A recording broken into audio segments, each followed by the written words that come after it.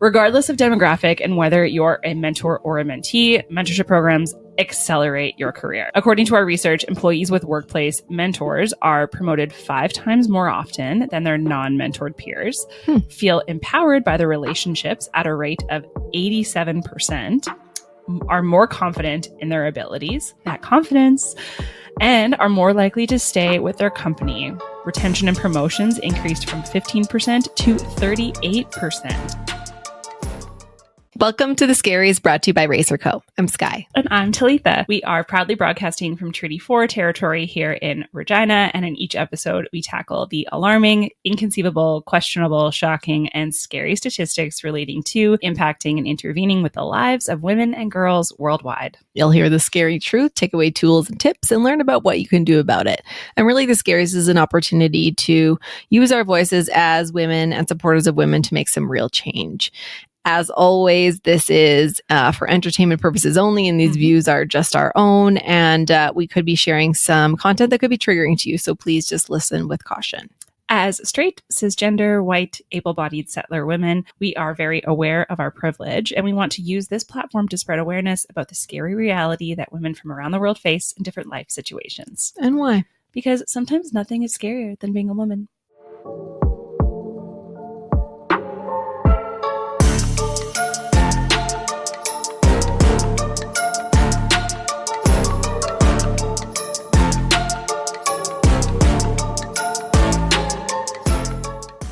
Cheers! Cheers! Another week, another episode of The Scaries. And full disclosure, we did our interview segment of this a few days ago, and then it went very, very, very, very long. So in the interview segment, we are drinking coffee because it was on the weekend and coffee was required. And now it's in the evening on a weekday. And so we have armed ourselves with Josh red wine, actually. So good. If you haven't tried it, you can find it at like all the liquor stores, I'm assuming. Yeah. Obviously drink responsibly, make sure you're of age. Just those disclaimers, but yeah, so good. It's really good. I also think I remember seeing so much about it because everyone was like, Josh, like it was just like such a funny name for a wine, but yeah, real good. A real nice red. I think this is a Cabernet Sauv. So anyways, we're quite distinguished ladies this evening drinking wine. Yes, so anyways, yes. And like Talitha said, this is a 2-parter episode because we had so much to talk about. And this is really like the deep nuts and bolts of what Razor is all about. So we had to break it into 2 episodes. So you'll see us wearing the same outfits for a couple episodes. So enjoy if you're watching this. If you're watching, enjoy our fits. Yeah, they're really not that fancy. That might just entice you to come watch the YouTube anyways. Okay, so I know that we talk a lot about Raise Her Co., the company behind this podcast, but you might be wondering, what is it? I know that we kind of just like drop Raise Her Co. randomly, and if you're not an original Raise Her Co. person, you might be like, what the heck? So allow me to tell you the birth story of Raise Her Co. And because we're both moms and we are chatting with our moms in this episode and in the part 2, I figured a good old-fashioned birth story was in order. Who doesn't love a birth story? This one is far less messy, I would say, than the true spirited birth story than real ones. Yes. But Raise Her Co. was conceived on International Women's Day 2019. So she wasn't born until October 6th, 2019, but she was conceived. Love and devotion on March Mutual 8th. respect. Mutual respect. We both consented. So the story behind it is Skylar was actually scrolling through Instagram, as you do, as one does, and found a quote that said, starting a girl gang of women aggressively supporting other women. Hands up if you want in, because if we get enough people, we are totally getting jackets, which we did. But she sent that to me and said something along the lines of, should we do this? There's something here. And immediately it was an immediate yes for me. And I can't remember if it was actually the next day or not, but I feel like it was the next day in this context of this story that we reached out to our moms after we had this like, yeah, let's do this. I think this is a really good idea. And we reached out to the moms and we were like, hey, do you want to do this thing with us? And if so, let's have a meeting in like a couple days and we'll chat about it. And of course, because they're our moms, they bluntly said yes. And here we are 5 years later. But what we first envisioned for Raise Her Co. and what it is today is actually entirely different. I mean, like, core values and everything are the same, but how we structured our business and what it looks like now is very, very different. We initially conceptualized a formalized mentorship program because we saw a need and kind of a hole in current opportunities that were available to women and gender nonconforming, gender diverse folks. But after some feedback and assessing the needs of the community, so we actually went to our community and we're like, what do you want? What do you need? Which I think any, marketer would say that's what you should do is ask. But we launched it as an overall community providing a variety of services. So mentorship is a really huge component of it, but we do a lot of different things as well. And we've morphed and changed over the last 5 years and have continued to respond to the needs of our community. So we've taken a lot more like advocacy as it seems to be necessary. And we take on a lot more of providing education as well. So what is the purpose of all of this, you ask? Well, we don't just have one, we have several. There's actually 3 purposes. But to boil it down, we tie it all to our main vision, which is building communities rich in female leadership to empower future generations to do the same. Precisely. And so we do that through, I guess, 3 mission statements or purposes. Yeah. The first is to make leadership, skill building, and finding a mentor more accessible to all women from all backgrounds, career levels, ages, you name it. We found, and this is a lot of the reason why we thought this was going to be a mentorship program to begin with, is because we found there was a lot of our friends who maybe didn't grow up with built-in mentors like us or leaders like us. They had a hard time finding a female mentor. And so we don't want any barriers to your industry or to your lifestyle or to your background and career level to be on you to find a mentor or to build those leadership skills. So that's purpose number 1. The second is to redefine or change the perceptions about what a leader is. And we'll get into that in a little bit and even more in the next episode. Yeah. And the third is just generally advocating for equitable rights for women and girls. And that's really what we do every day on the Scaries. So yeah, exactly. So who inspired us to do all of this and to even think this way and to see these gaps in our communities and in the world in general? Well, it was our built-in mentors and leaders from day one, our moms. Yeah. And this kind of shared idea and vision on outlook on life was really what bonded Talitha and I to this idea in the first place. We kind of had this unique air about us, this kind of personality, the certain traits, this confidence, not afraid to speak up, say when we thought things were wrong. We didn't see that in a lot of other people. So we're like, why is this? And then that's how we kind of were like, what's the common denominator? Moms. And it was our moms. So we're super excited to have these 2 wise ladies here with us today to share their experiences as mentees and mentors to not just us, but to so many other individuals in their communities, in our community, and their unique industries. My mom is still in education for like 50 years, and Marlene, Talitha's mom, in the healthcare system. So they're very, very well versed in the idea and the themes of leadership and mentorship. Yeah. And I think also, I think just providing a little extra context, and we're going to go over their bios and all of that sort of thing. But when they went into the workforce, they had, I think, like 3 options, and it was teacher, nurse, and I don't know what the other one was. I forget. Your mom always talks about it. Teacher, nurse, or I forget. I don't know. She'll say it in the interview, so probably stay tuned. Teacher, nurse. Anyways, as we now know, Gwen started out as a teacher and my mom started out as a nurse. So they went into these very traditional fields of these are your 3 options or 2 options for, I guess, the purpose of this example. But still within that, they found opportunities to thrive and to pursue more mentorship and leadership and kind of groundbreaking opportunities. So exactly. Yeah. So we're super happy and lucky to have them in our lives, and privileged, honestly, to have them in our lives and to really have shaped who we are and kind of why we've created this in the first place. If it wasn't for them, we wouldn't be here promoting this and furthering these ideas. And so because of that wisdom and that mentorship, I guess, they had for us, we're really excited for you to share and hear their wisdom and gain a little insight into what we grew up with. So exactly. But first, let's unpack why it's important to support gender diversity and gender equity in all spaces, from workplaces, those kind of traditional workplaces, to communities at large. And what the heck does mentorship have to do with it? Well, let us explain. So first, gender equity is essential for organizations to perform at the highest levels. And I guess for just the stats that we have found, it is very like organization and business focused, just because it's a little bit difficult to survey and do research on and get those pools of people to talk to. So it is very organization based, but as we always advocate for and talk about, that you can be a leader outside of your organization in your community. So just keep that asterisk in mind. But anyways, a recent study by McKinsey & Co., management consultant, found that companies in the top quartile for gender diversity on executive teams were 21% more likely to outperform on profitability. So it literally makes you more money when your company is gender diverse. The study also found that profitability at companies with extremely low levels of gender diversity lagged behind modestly diverse companies.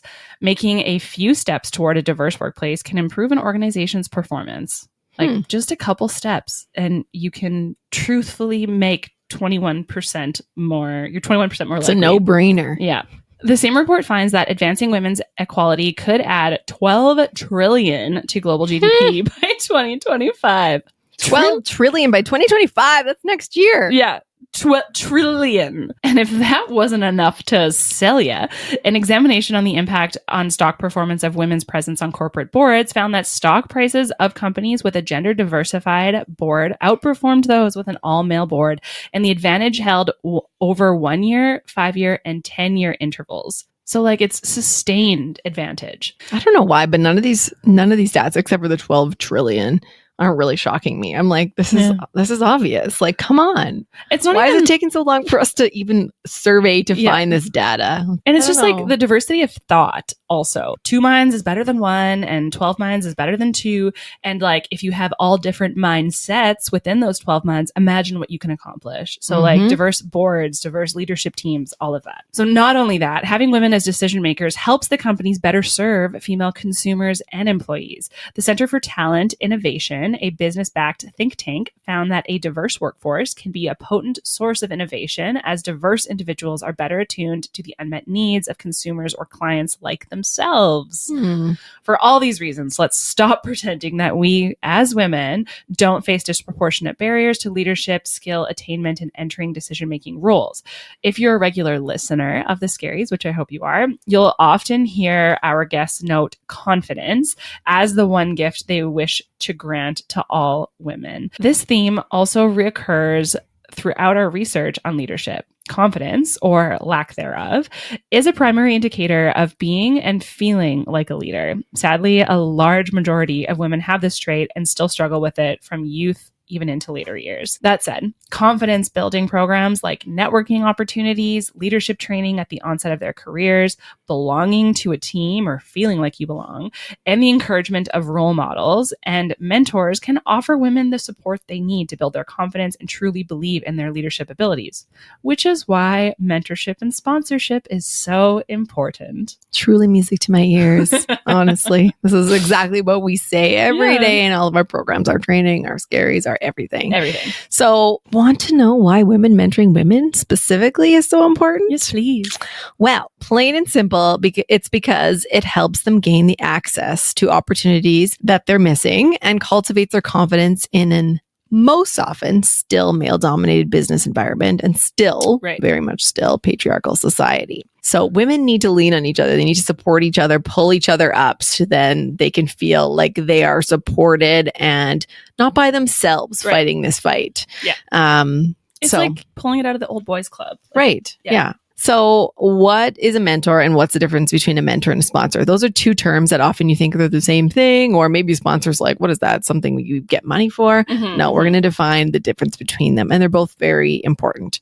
So a mentor is a person who gives a protege advice. They answer questions, they strategize career moves and professional development. So it's those one-on-one meetings, lots of talking, lots of discussions, could be formal or informal, structured program, non-structured, but it's really just the advice giving. It's really a lot of that is often led by the mentee based on what they're looking for. Yeah, you come with like not a problem, but maybe a problem or a project or something. Yeah, like what are your goals? What are you looking for, and how can they help you? Yeah, in what ways? The sponsor, on the other hand, is someone someone who promotes. So it doesn't just like advise, they promote a protege to other people. So they talk about them, not just in their meetings, outside of their meetings to help advance the protege's career. So one way to remember the distinction between a sponsor and a mentor is a mentor talks to you, a sponsor talks about you to powerful people when you aren't in the room. And like in a positive way. In a positive way, obviously. Yes. And so this could be a reference. This could be someone who works with you in your own organization that helps you, move up the chain or, get into more rooms or more tables. But yeah, the big difference is really I would say there's a little bit more skin in the game when it comes to a sponsor. You're taking your advice and taking it externally and really putting your own reputation on the line because you're supporting them in a very public way. So sponsorship is kind of like phase 2 of mentorship. And often the goal is mentorship to spawn into sponsorship.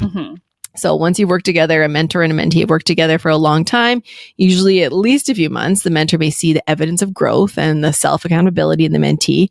And at that point, they can become an actual advocate for them. And in this capacity, the mentor is now their sponsor and the mentee is the protege. And then it's a little bit different of a relationship. And the sponsor does more than just shares their experiences and knowledge. Like I said, the sponsor has to come to feel personally invested in the advancements of the protege. And the sponsor expands that person's visibility within the organization or outside the organization, models that behavior, self-advancing behavior, and directly involves the protege in experiences that will provide opportunities for career advancement. So it's very much about career or like reputation advancement. So for instance, a sponsor may put their protege's name on the table for a promotion or have the power to advocate for their work when they're not in the room or make sure they're invited to important meetings or sing their praises to others as a personal reference if the mentee is looking at a new job. The sponsor can do so many different things, but it's really putting their reputation and their professional branding behind the protege, meaning there's typically, like I said, more skin in the game. And this is why sponsorship is more likely to develop from the basis of a strong and effective mentorship relationship first. Yeah, for sure. I think that, you could probably understand that this would be very, very beneficial and very, very supportive for a person to receive mentorship and, of course, sponsorship. But the question is, what is the overall impact of having and being a mentor or a sponsor for that person who's doing it?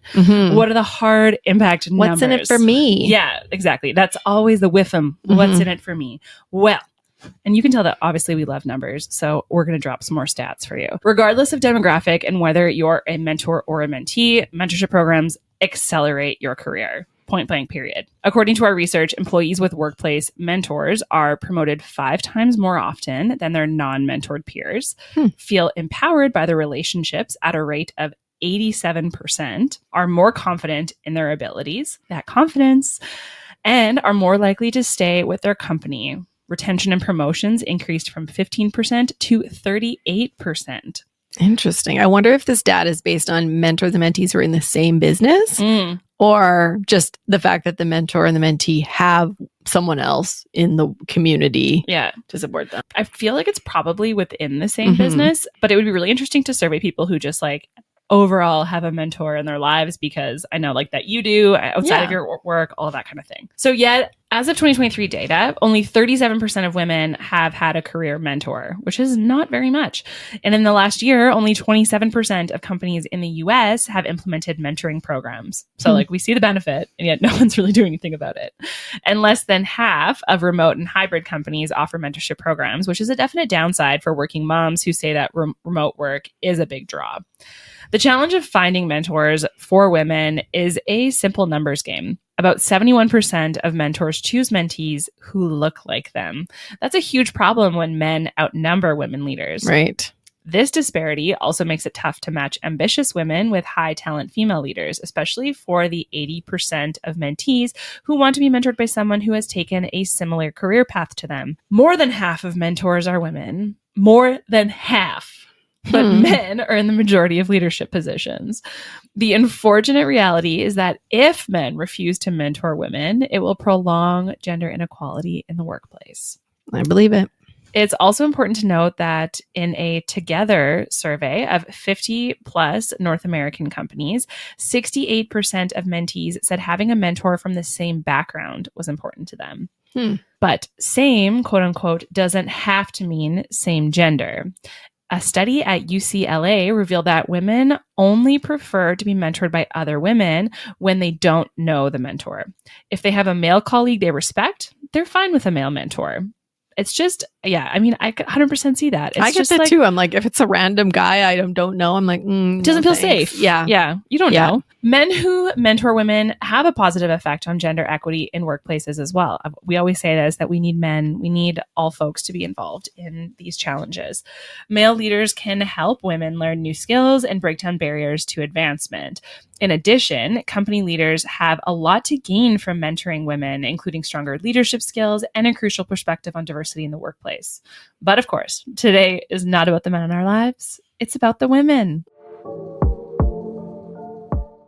So we're super excited today to have two of our very own built-in mentors and leader role models in our lives, our moms. Yay! So we have Gwen, this is my mom, and Marlene, Talitha's mom. And first we want to tell you a little bit about the trees from which we fell. So Gwen grew up in Southwest Saskatchewan on a farm and is delighted to return to rural roots where she's the CEO of Weyburn Catholic School Division. Her school system has a family feel and is connected strategically across Canada and the US. She has been a CEO in education for 25 years and has 2 master's degrees and has been connected to the University of Regina since the 1970s as a student, a sessional, and a senator. Woo. Her best title, though, is grandma to 5 awesome grandkids, including my little ones. Yes, I agree. And I have the absolute pleasure to introduce my mama, Marlene, who is a retired registered nurse and practiced nursing for over 45 years, serving in a variety of leadership positions in nursing, health, and education. She has practiced nursing in all domains in a variety of settings in Canada, Papua New Guinea, and Qatar. She has served on several international, national, and provincial boards and committees. She enjoys gardening and traveling with her husband, Dr. George Smedu, and her 3 amazing children, including me, and 2 grandbabies, Finley and Haven, Haven being my son. So welcome, Mom. Thank you. It's great to be here. We're very excited to have you. I know that you are both avid listeners to the podcast, so you know that we do rapid fire questions with our guests. So we are going to throw these to both of you, and we hope that you answer as rapidly as they're supposed to be fired. So the first question is, Gwen, best piece of advice that you've ever received? My grandma said, Gwenny, just get an education. They cannot take that away from you. And where she came from, Poland, they did take everything away from her. And when she grew a Rhodes Scholar, my godfather life happened in a different way because of that. But a newer, more recent advice is don't let the old girl out. Don't let the old girl out. What does that mean? Don't let the old girl out as an advice monster. Oh. Because the generations that I have lived through in education and leadership are within those contexts. And the answer is more asking better questions to get better answers for you. Oh, that's great advice. Interesting. I love that. Better questions to get better answers. And Mama, what is the best piece of advice that you've ever received? Well, I've been given lots of advice, and some of it is very traditional, like, do unto others as you would have them do unto you, that kind of thing. But the one that I think has really lasted for me is this is not dress rehearsal. So the idea that this is your life. So do exciting things, be courageous, try different things. Don't ever miss an opportunity because you'll regret missing the opportunity more than you will have taken it and maybe even not being successful. Yeah. I love that. Be intentional. If this is not a practice round, like That's this right, is life, yeah. you'd only get one. Yeah, So- exactly. You're never going to get out alive, as they say. And another point I would make is fly while you still have wings. Good point. Do it while you still All have the wings. wisdom. Yeah. This is why we hang out with them so much. The next question is, I'll send it to you, Mom, first. If you could choose to have started out your career when you did or now in 2024, what would you pick and why? This is a really tough question because I loved everything I did in my life.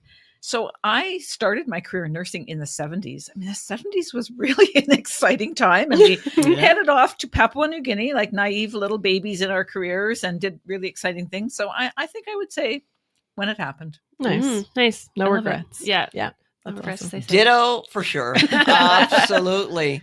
I wouldn't give up my past approach at all. I think growing up again in the 70s, and it was simpler then. We were more connected then in a more, I think, authentic way. And it was an opportunity for us to really know our community, and we weren't competing with the world. We were really, if you were going to be a woman and you wanted to move forward, you had about 3 or 4 choices only, right? Yeah. And if you decided to work hard, you could get whatever you want, really, if you worked hard. And that's really all it took. Yeah. No, I wouldn't change that for the world. Interesting. Yeah. I like the point about connectivity and about how you felt more connected, but in a realer way, right? Because now we have so many ways to connect with people all the time, every day, every second, but it's not really that authentic in most cases. Yeah, so, not as like truly connected. Right. Yeah. Interesting. Okay, last but not least, Gwen, what is your scary? My scary is, what kind of a world can I help my grandchildren thrive in? Not just survive, but thrive in, and particularly the scary around AI. What scares you about AI? AI is going to be a test for democracy itself in terms of who's going to own it and who's going to control it. I think it has tremendous possibilities for us from the point of view of my world of education. Every child can have their own personal tutor. Every teacher can have their own agenda for lesson planning. It's fabulous. But the destruction piece of this could be something else. It will flatten jobs and take them completely away. It will grow new jobs. So to be able to be nimble, I want girls of the future particularly to be where men are as they're leading already in AI. And if we can do that, we can change the world with the context that will exist for us. Yeah. I think a lot of people are scared of it. And so it's understanding the power and then using it for good and not evil. Embedding it with some compassion, right? Which is what women's leadership in that area would do. Well, and you make a good point about having more women, because we know there's an underrepresentation of women in STEM. So obviously that goes into hand in hand with AI. So we need more women in the development of AI and the growth of it, so that we make sure it's used for good and not evil. Yes, exactly. Yeah. And Mom, what is your scary? Well, Skylar, your comment just leads into my scary. I thought about this a lot. My scary is the fundamental meanness and maybe even evil that exists now. Maybe has always existed, but it's almost like people have permission to demonstrate it. Right. And to me, that's going to be a huge challenge for humanity overall. As we can choose to be kind. People say you can take that approach. Why do people choose to be unkind? Why do they choose to be mean? What's going on? And if it's trauma in their lives or whatever, we need to understand that, because it's going to affect everybody in the world. And you see it in the media every day. But you also see it on the ring road when you're traveling and people give you the finger because they don't like how fast you're going or not going or whatever, right? I just think it just seems to me in my face all the time. And so then it relates to what you've said, Gwen. What does that mean for our children and our grandchildren and the lives that you're going to continue to live? I mean, I've lived a long time, and I can kind of just say, okay, that's them, not me. What is that saying? I'm rubber, you're glue. What you say bounces off of me and sticks to you or whatever.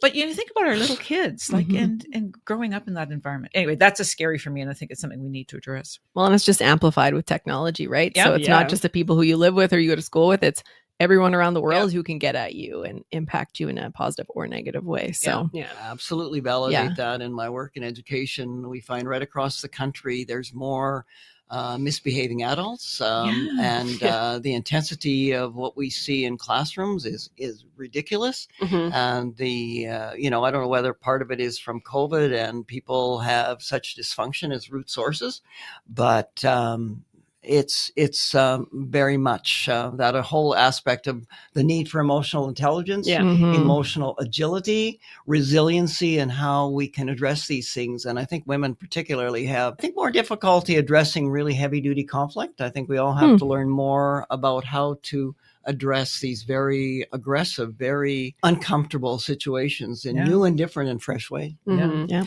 think especially online, so many people they have that permission, as you said, that to just be as aggressive as they want to be. And it's really easy to stoop down to a level and say, well, no, and then start, these fighting. And I mean, I know that that's any bully, anybody wants that. They want that reaction. And so Yeah. it's hard not to engage in that way and continue to fuel it. So now on to the real questions, as we call them. Yes, on the topic of intergenerational leadership and mentorship, which is exactly what we're all about at Raise Our Community and why we started this with our moms. So first question to you is, Mom, what motivated you to become a mentee and a mentor throughout your life? And how did you get started in those roles? I had a magnificent role model. The name of the woman was Florine York. Yeah. And as she worked with us as young teachers, she taught us the craft of the work, but she taught us the art of leadership by all the little things were the big things: how to dress, how to talk, how to deal with these conflict situations and these awkward situations with men.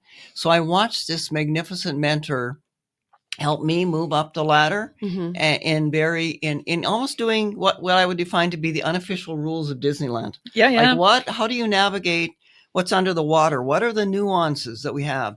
So having this magnificent mentor motivated me to give back. And unfortunately, men came to me first for mentorship and very, very much wanting to work with me. And I have a lot of little brothers because of that. Yeah. Women tended to be, I had to go after them. Interesting. And that was an interesting piece because he tended to stand back. Men were more assertive and aggressive. Okay, I want to learn that thing. Or how do you do that?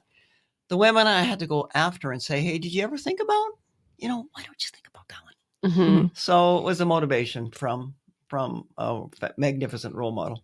Why do you think women didn't want to stand up at that time and say, oh yeah, hey, I'll learn from you? Like, what do you think it was that you needed to pull it out of them? Just the generation, or no? I think it was to do with the fact that they were preoccupied, perhaps, with other things. In part, I think that they probably a little bit of imposter syndrome. I'm not good enough. Like one example would be golf. I mean, how can we get? I mean, so many decisions are made on the golf course, and still there's a heavy dominance of men. Yeah. If a woman goes golfing with a woman, no big deal. But if a woman your boss is a man and you're going golfing with them, that's a different dynamic than if two men are going out there. So there's many unwritten rules here that we need to be able to break barriers. How can we do these things in different ways that don't cause any other negativity? So. Yeah, no, that makes sense.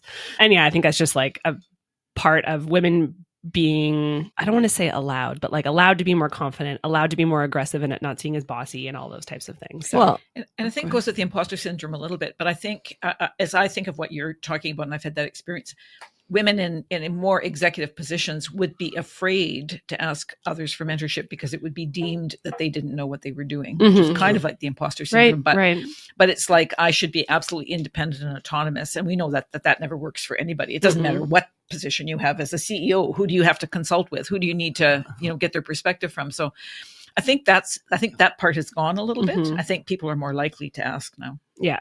It's just strength in asking for help for sure. Oh, and whether huge. it's like actually help, like I need help doing this task, or like I need more education, I need to keep learning. There's definitely strength in that. Yeah. Well, and it's a hallmark of leadership, right? You don't know everything. That's right. It's all about Totally. continuous learning and working with people, with your team, not just making all decisions yourself. So yeah. Really interesting. So, Mom, I know you've had a lot of mentorship and mentee, different experiences. You've been a mentor and been a mentee. Can you share a memorable mentoring relationship that you've had and how that influenced both of you in the relationship? Yeah, I've had lots, and I've been really fortunate because I always learn as much as I'm sure the mentee does. And certainly when I've been mentored, I know that it's been mutually beneficial. But I thought of this one, and it comes out of my nursing background, but it was a young nurse who was participating in the master's program in nursing, and I was teaching the leadership course. And the very first day, she worked in clinical practice, which is the heart of nursing. It's exactly to be valued. But she came in and she sat with her arms crossed. And so we were doing introductions and talking about, anyway, why you're there. And then she said, well, I don't know why I'm here, because obviously this is just for managers and I'm just a nurse, right? Okay, so that just sends fireworks. So that was the beginning of our relationship. And through that course of talking about leadership is for everybody and why in a very whitewater dynamic environment, the clinical nurses have even more responsibility to be leaders. And how do you support them in that? This is not about how to do budgets. This is about how to be a leader. And so she definitely mellowed. Anyway, she asked me to be her thesis supervisor, and she didn't have a lot of background, like an academic background, like you might have if you have worked in other roles. And so her writing was really needed a lot of work. And I remember George saying to me, like, I'd be coming home because I work better on a thesis, when it's printed. I'd be coming home with these big packages, and he'd say, oh, that's X again. And I'd say, yep, and we would go through this. I bet you she did, 15 big drafts of her thesis. Very good topic. She was absolutely what she needed to do. But anyway, got her ready, got the thesis accepted. She went to the defense. It was the best defense I've ever witnessed at either the master's or the PhD level. Like, I was there with my jaw open. And I had seen her growth, but it was just like it had all, sort of come together at that. And it was something she was really passionate about. It was actually a model of care for delivering care in the units, perfectly applicable to what she was doing. Anyway, as I reflect back on that relationship, and she's gone on to do really amazing things, but I thought after, it was only confidence that she was lacking, maybe some competence in some areas, but not as a nurse, because it was, her writing needed work, and that instilling confidence in her, for me, she demonstrated all of the reasons that we needed to work more closely with nurses who were doing clinical practice all the time. And I would say I was her unconditional support. I mean, everybody that's going through a thesis process at some point in time is going to give up, or I wouldn't let her, kept at her, and took her a long time, but she did it. And so I think what happens out of a good mentor-mentee relationship, or good mentoring relationship, is that both learn, for sure. I got much better at, I think, being a mentor and listening and understanding the long journey and all that. And her confidence, as soon as her confidence peaked, then there was nothing stopping her. It was an amazing experience. And I mean, I've had many, especially within nursing, but I would say that was the one that still sticks with me. That confidence piece. I mean, we talk about it all the time. Confidence and connections is definitely what women lack in terms of not every woman lacks, but that's a big piece of being a leader, showing up as a leader. And so, interesting that you pointed that out. Yeah. Very cool. Okay. So Mom, this question's for you. And you mentioned kind of the lack of women in your past that would come to you to ask you to be their mentor. So what is your advice then for those women, or for women in the next generation, to find and ask someone to be their mentor? I think you have to really be present and open and visible. I mean, I can give you an example. I dealt with a women in leadership operation last week with leads, and you have to be, they have to feel that you want to be there to support. I think everybody has strengths, not all strengths. And I think you have to be really comfortable with the fact that, what are your strengths? Like, I am highly strategic, and I'm not saying that just because I think I am, but I mean, I've got the assessments many times over to say that I am highly strategic, but I'm also highly introverted. And you don't need to have all the strengths. You just need to have people around you that can make for the strengths that you don't have. It's like the rabbit and the hare thing. You're not going to make that turtle into a great hare, no matter how much you teach the friggin' turtle. The turtle's still going to be a friggin' turtle. Yeah. So when you speak, you share these kinds of things with women and say, hey, you don't need to have it all, because I think there's this perfection thing. Yeah, it is. That women, more than men, women think they got to have it all, and it's got to be perfect. Yeah. No, it's got to be perfect. The men will dive in. Half of it they don't know, and they don't care, because they're going to dive in. They're going to take the risks, and they're going to do whatever they do. Women are going to be much more prepared. So you need to state those things. You need to say those things. I will be recognized this week in Saskatoon at a different leads thing for 50 years. Kill me for 50 years. Oh, you're barely 30 years Gwen. Of education, for heaven's sake. But anyway, what I'm going to do is really honor one of the women that is retiring there. And I know in her humility, she will want to go out the back door, and she is not going to be comfortable with what I'm going to say. But the reality is, you need to, as we are doing, raise her. We need to raise people up, because she, in her humility, is just fine to go out the back door. And as an introvert, I know exactly what I would like to do the same thing. But you can't let them go. You need to be able to celebrate that and say it in front of men as well. Yeah, exactly. And, I'll do another piece with another mentee who happens to be male and has had a rough time with community for a whole bunch of reasons. And I think being brave enough to lay it out right in front of the whole works of these leaders and say, sorry, but this is excellence beyond compare. And you'll be specific about what it is. Yeah. Anyway. So just to go deeper into that, we talk about in some of our statistics that when you look for a mentor, oftentimes we look for someone who's very similar to us, has a similar strength, similar personality type, all of that.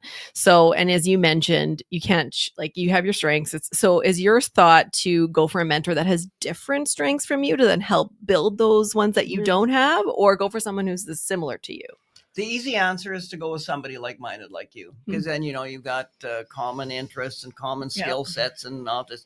But there is a lot of research out of there just to add to your team and add to your challenges somebody that thinks quite differently. Like I know if I'm hanging around with an extrovert, okay, what, we're going to be doing life differently, and it's going to make me a little more uncomfortable. I need to feel continuous learning is about what this is all about. Right. And you learn so much. So I would definitely really recommend a lot of typology assessments so that you have a much better idea of what things, and then do some speed dating. Speed dating deal. But don't go looking for somebody exactly like you that you can cuddle up to and, try and find somebody quite different and learn from each other. Very much so. Yeah, that makes perfect sense. I think that for so many people, when they're seeking a mentor and first of all, you see someone who's like-minded as you, so you're like, that's the person I want. And then you just go hard and date them fully. You're ready to get engaged and married. And you don't try out a few different things. So I think that's, have a few different conversations, have a few different coffees, see what fits and see what makes Well, just a comment from my longstanding mentee. He said, Gwen, for being such a smart woman, you are really stupid. And I said, yes, you know what, Curtis, I am. But you know what? That's why I got you. Have the skills. I'm not even going to learn those skills. Yeah. I am not going to learn those skills. I've got those skills, these skills. And in our team, we've got this stuff. Yeah. Right? I know I can get better in there, but I'm never going to be as good as you in that one. Yeah. And I don't need to. You're doing it. Guess what? Yeah. I don't care. Yeah. I don't need to do that, and I don't care. I think one of the biggest challenges for folks, and I've been in a paired mentorship situation where we were matched based on, I think, personality within a workplace, that we went in and I was super excited to be matched with this person. And then we had nothing to go on, and we had we chit chatted, but I didn't really know how to come prepared with, I was supposed to come with a problem, but was it a personal problem? And and then our conversation kind of went nowhere. And then I don't really think she got anything out of it, and I didn't really get anything out of it. And so it was just a whole thing. So, which is why one of the big reasons why with the She's Here mentorship program that we co-founded, that it's a problem that we come with and a project that you work on. So my question to you is, how do you measure the success of a mentorship partnership and a mentorship relationship? And do you have any tips on kind of how to go into a relationship like that? Well, I think the literature would tell you that the best mentorship programs are ones that are sort of organic and granular. So what Gwen was saying, somebody comes to her and says, would you be my mentor?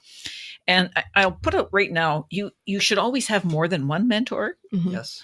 And you should have mentors for different reasons. So sometimes you pick a mentor that's doing something that you want to be doing.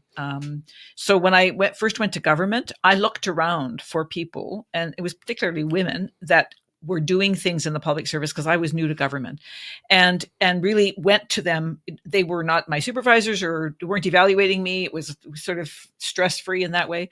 But went to them to say, how do you maneuver this? And how do you maneuver that? And what do you think I should do about that? So, but I've always had multiple mentors. And sometimes your mentor is somebody that you might not even talk to for 5 years. Like I had a mentor out of Ontario that she did a lot of work with me at one point in time. And then we sort of just were like friends. And then I went back to her and said, look, I need some mentorship on this next piece. So keep that in mind, that you should be voluntarily seeking mentors. Sometimes we did matched programs in nursing for a while, but we did more like what you're doing with She's Here at the Table, like that, that there's a bit of a choice amongst that, but we kind of made the pools confined so that there was some people available to be mentors. And then when you're, when you as the mentee are looking for a mentor, then you should have goals about what you want to accomplish. And there should be mutually agreed upon objectives. I mean, even including, how are we going to do this? Are we going to do it by phone? Do you want to meet for coffee? Are you better if we just, meet once a month by coffee, or for coffee? And then what do you want to have accomplished? So I've a pretty recent mentee who said to me, you were on the board of the International Council of Nurses. I don't know anything about nursing in the international context. These are the things I want to know, not the things that I can find on the website, but how do you maneuver managing people or working with people in different languages and the different cultures that come out at the board tables and whatever. And then so we met virtually 4 or 5 times. And I said to her, do you think you have what you need? And she said, yeah, but I'm going to be back to you once I'm doing some international nursing. I'm going to have some more questions. So I think understanding what your objectives are, understanding what you need that mentor for at that point in time. And it might be different. And hopefully you have other people. So you've got the mentor that's going to do the things that are going to stretch you and make you feel uncomfortable and, whatever. And you're going to have the mentor that's going to be very like-minded and just help you grow in whatever that path is. And then from the mentor's point of view, I think you need to do the check. Did you get from this relationship what you needed? Right. Are there things I could have done differently or better? Did you need some different information? Did you need being connected with other people that I hadn't thought about? And you don't always come out of the relationships as friends, but you should come out of it as this person has always got my back. The mentee should always feel that mentor has his or her back. I think one of the biggest things that I'm learning from this conversation, but also hopefully everyone does in everything that we do, is that it's not all on the so-called mentee, and it's not all on them to do everything. Work, It's that exactly what intergenerational leadership and mentorship is that everyone, it's a two-way street. It's a tango, that it takes two to tango. Yeah. And that if you are asked to be a mentor, that there is work involved in that, and that you have a responsibility to show up for people. And then it's not, I'm just going to impart my wisdom on you and then you go take away and do it with what you want. It's that there's both learning, and that you will get something as a mentor out of it as well. Yeah, absolutely. I think that you have to look for local guides, whatever your problem is. We here with Razor is particularly dealing with reconciliation, as white middle class. That's some of the challenges are.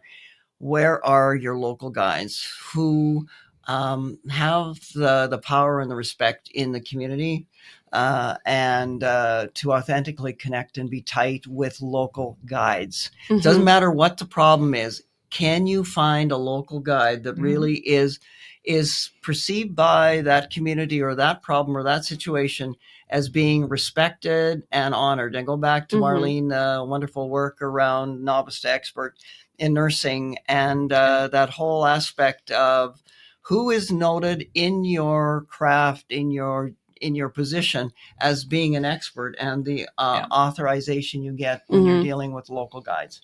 So local guide, I'm always on the hunt. If I'm in a new world, who's the local guide in it here? It might not be the position. That's exactly right. At all. Yeah. It might very much be that Hazel sitting at the back of the room that really controls everything. Yeah. You got to be aware of the nuances and the body language and the tone of the operation. I think women are much better at that. They can feel and sense where the power is. The other point I would make, and you made me think about this, is that I have never asked anybody to be a mentor, nor have I ever been asked by someone to be a mentor that there was a refusal. So people do need to be tapped on the shoulder. And when we were starting some mentoring within the nursing profession for new graduates, we kind of did this general call to the experienced nurses, the expert nurses, and nobody came forward. I said, just wait. I know who's out there.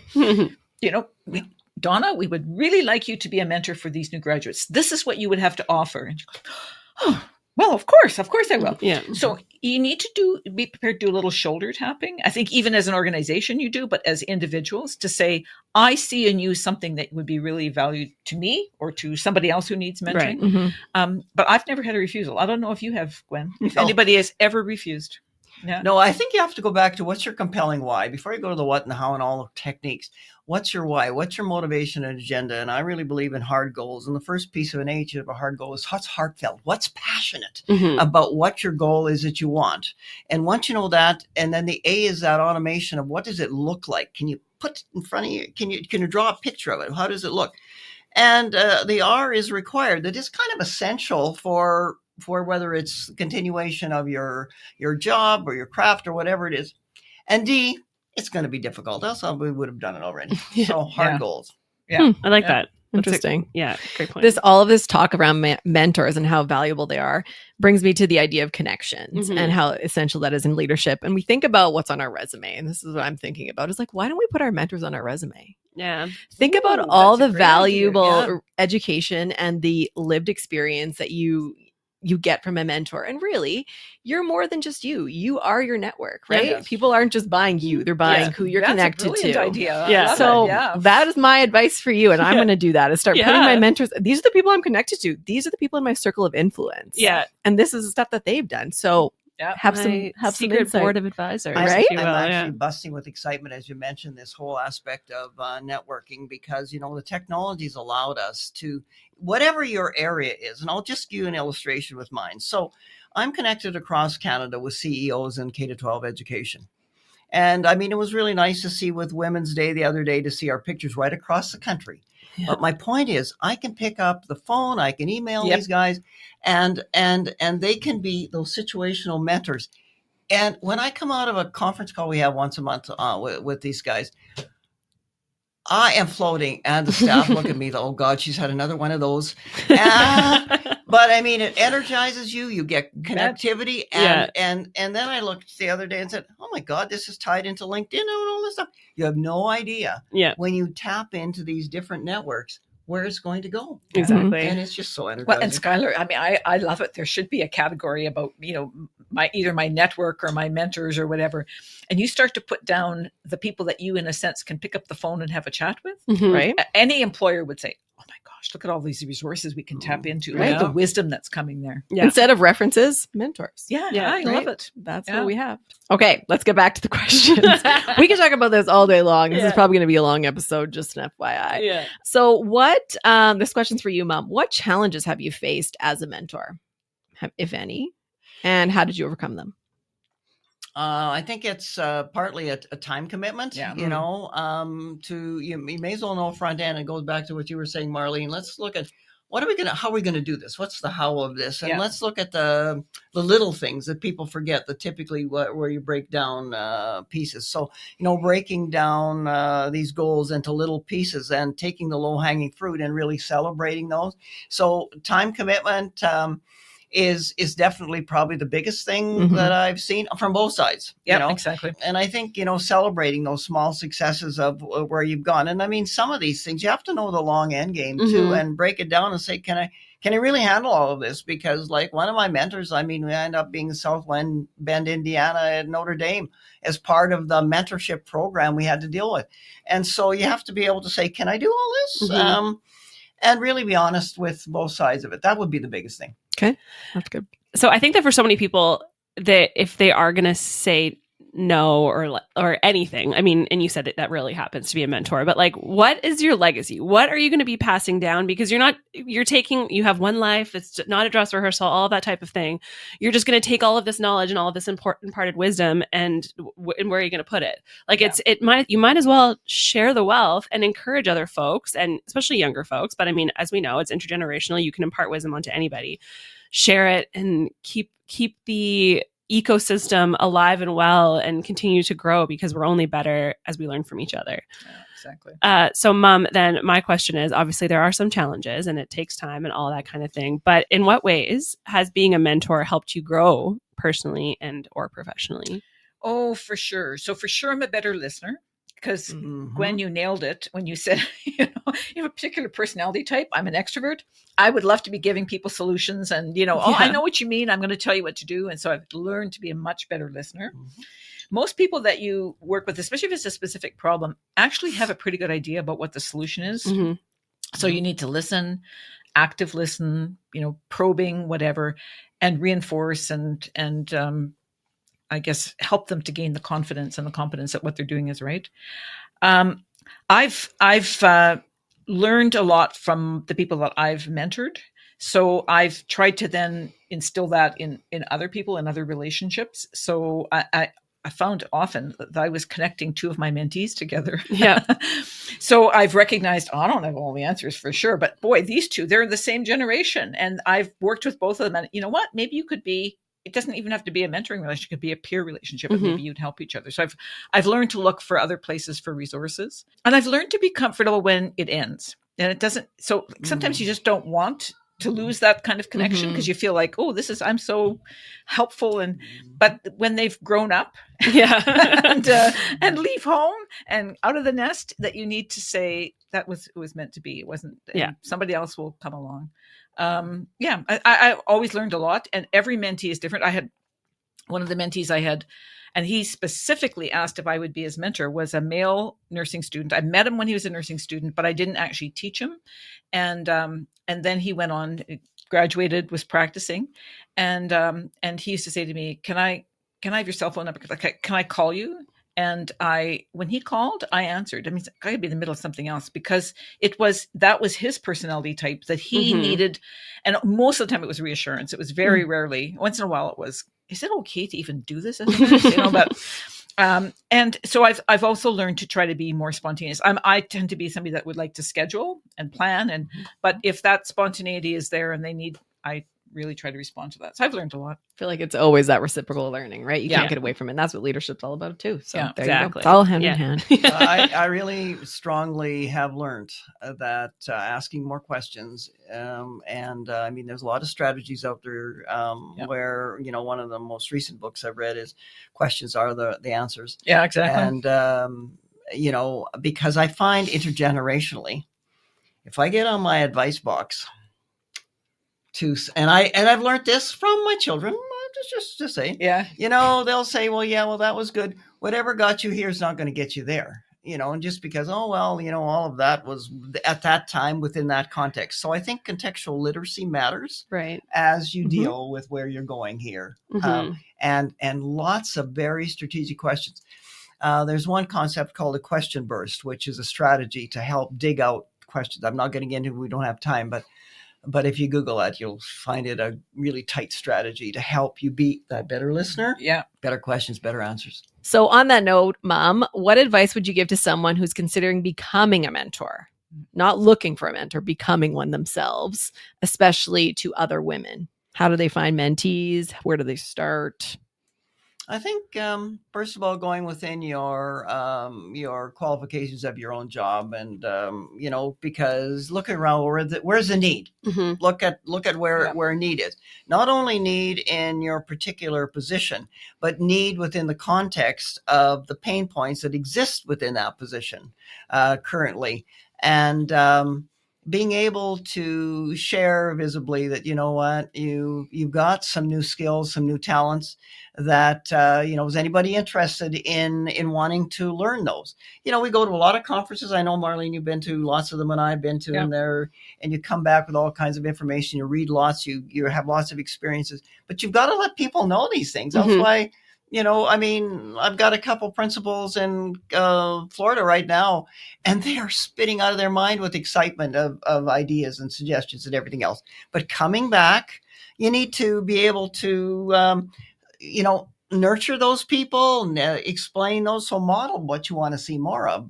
Grow other mentors, and then mentoring becomes a culture. So having one, because sometimes women feel they're too humble. They don't want to be doing that. But if it becomes a culture of this is how we do business in our organization, then it's not a problem, right? For sure. It becomes a normal, permeated approach to how we do life in this workplace. I love that it just becomes a normal part. Like this is just everyone is sharing. Everyone's sharing knowledge. We're always asking questions. We're always growing and being better. So, Mom, in your opinion, how does mentorship contribute to the development of strong leaders? I think Razor Co is a perfect example of that. That, the very beginning, and you were both very articulate about the fact that leadership was not a position or a role. It was about action, really about demonstrating to others how to support them and being leaders. And that's really the definition of mentorship, is supporting other people, recognizing, Gwen, you've said that sometimes you had to encourage people who didn't come to you to say, look, I can help you. And that's kind of what Razor Code does, is saying all comers, we're non-judgmental. We have what we can offer, if we can't offer it individually, we'll find somebody that can offer it. The mentoring program is a very good example of that.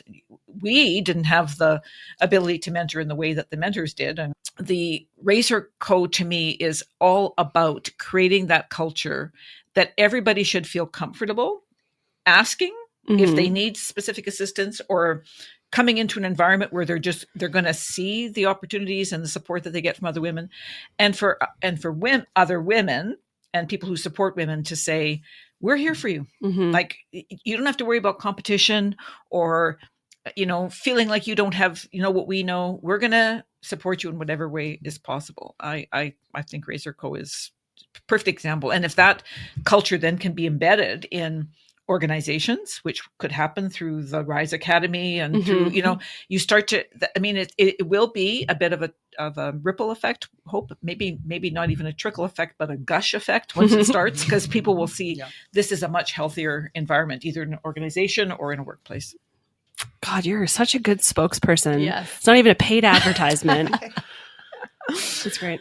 Okay, so Mom, this question's for you. What is the impact of women mentoring women specifically? You mentioned you've had female mentors and mentees and male, but what specifically is the skill development and impact that you see when women mentor other women? It tells the community, we're strong together here. Yeah. And we're a force. We may be pretty, but we can manage a hurricane, let me tell you. And, the impact is a most wonderful sense of honor, of celebration, of growing together and naming it and sharing it and being very proud of it. And the more rather than being quiet and humble about it, Right. I think women are just too humble in many respects. And it's a fine line of how you do it. It's a fine line with even who you are dealing with as mentors, because it can be this subtle belief of favoritism and, exactly. that person got the air of the boss and all that. So, you have to kind of look for where your tire kickers are. If you got tire kickers, keep them real close to you. Keep them real close to you. And find out why they might be resisting this, why they might be not liking this, because they might have some other ideas for you that you need to consider. That's one because we tend to not want to, if somebody's not liking this agenda or this approach we're using, you tend to kind of leave them alone and just, not have to deal with. But what's their reason? What's their why? And learn from those whys. Yeah. And that creates that strength, I think, to move forward. So this is the right direction. The pillar's on the right wall. The ladder's absolutely on the right wall. And I think again, when Razor steps up that ladder and looks down, and says, you know what? The ladder was on the right wall. Yeah, totally. I think that also, from afar, when you see women supporting women, it tends to break down this generational stereotype that we are or should be in competition with each other, and that there can only be one, and that if there are 3 women in the education field, well, only one is allowed to succeed. It just continuously breaks down this stereotype and this bias from women themselves, that that we have to have this competition. And it's like, no, I'm here to support you, and I'm here to encourage you, and I'm here to love you, and I'm here to bring you up and raise you, right? And all of that. Well, and when women support other women, the ripple effect, right? Yeah. So then they'll support more, and when your mentee will then mentor someone else, and and goes on and on and on. And we need more women to become leaders, to get into these mentorship roles, to then see their equal representation at the end of the day. Exactly. So really, that's the main goal. Just Well, spreading the love. I have to give you an example.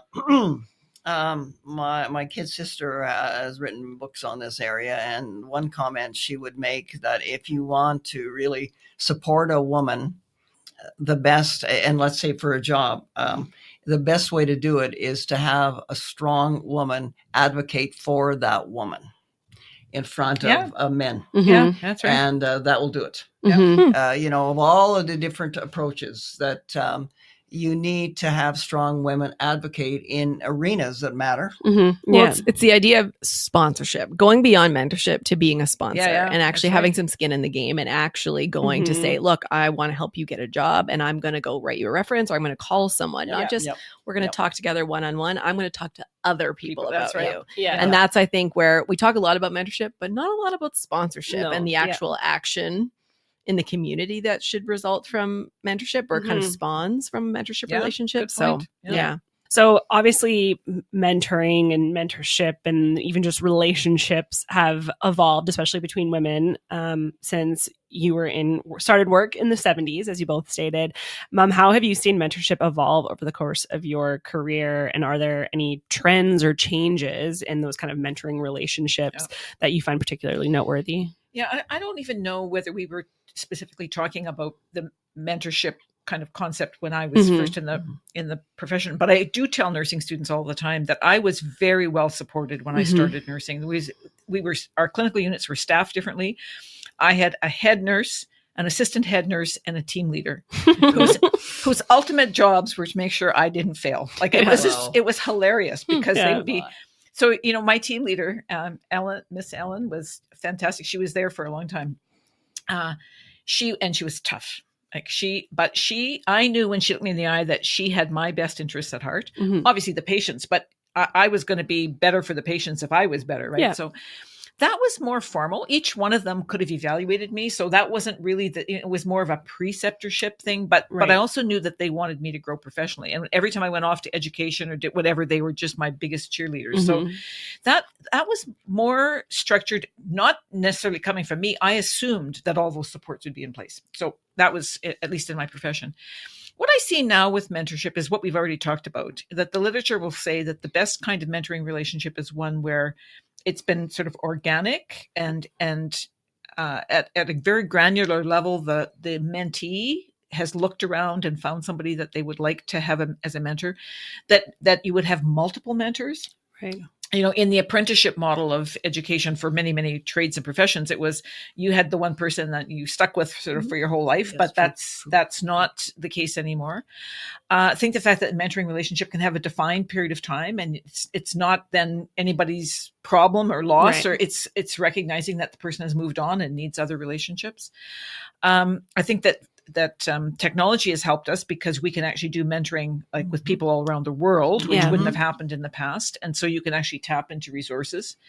And I think that there's more clarity if people choose to go into the literature around what we talked about earlier. Like, so define what your objectives are, figure out how you're going to do it. What's your time? Like, so that there's a bit more satisfaction and people understand that it might be time limited, that once goals are met, and that, again, from the mentor's point of view, it has nothing to do with that they don't need me anymore. It's that they needed me at that time, and now they've moved on to somebody else, and I'm going to look for other people, or other people are going to look for me to be in that relationship. So I think it's expanded a lot. I guess the other thing I would say is I think the concept of mentoring has expanded beyond profession specific. And that's, again, what Razor Co. does so well, is that there are people who are in positions and crafts and ways of working that don't actually have that kind of culture embedded. I would say teachers have had it, education has had it for a long time. I think nursing has.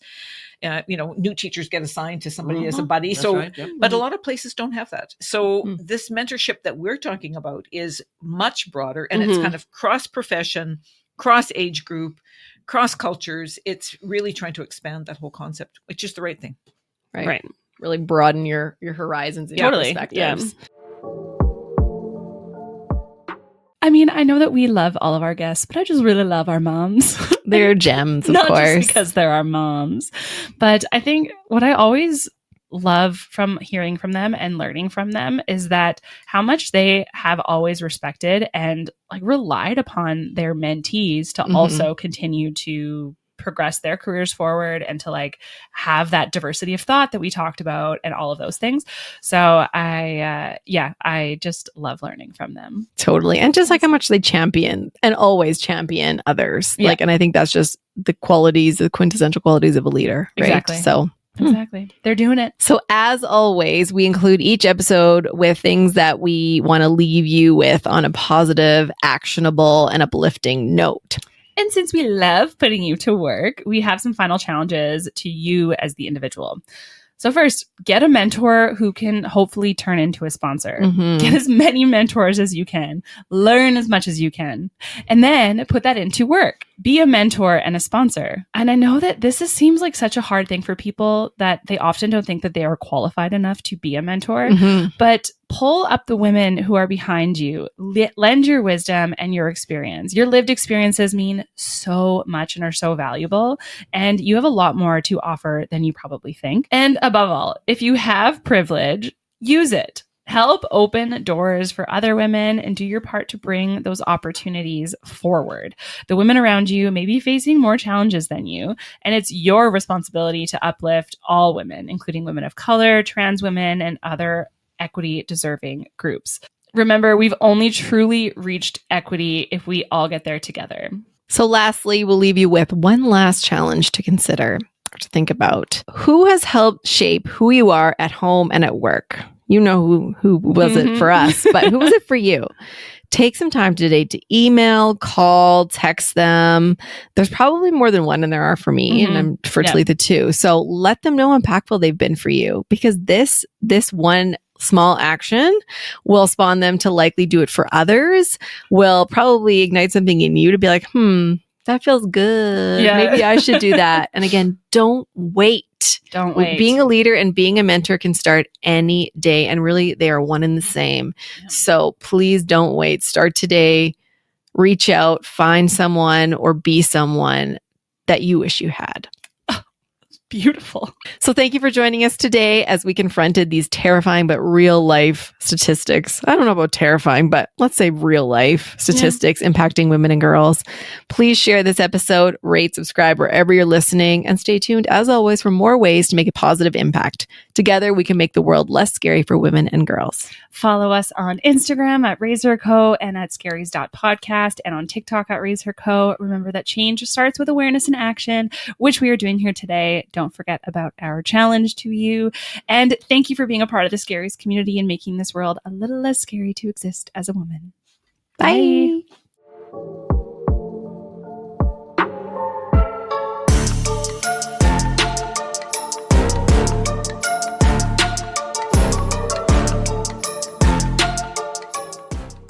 Regardless of demographic and whether you're a mentor or a mentee, mentorship programs accelerate your career. According to our research, employees with workplace mentors are promoted 5 times more often than their non-mentored peers, feel empowered by the relationships at a rate of 87%, are more confident in their abilities, that confidence, and are more likely to stay with their company.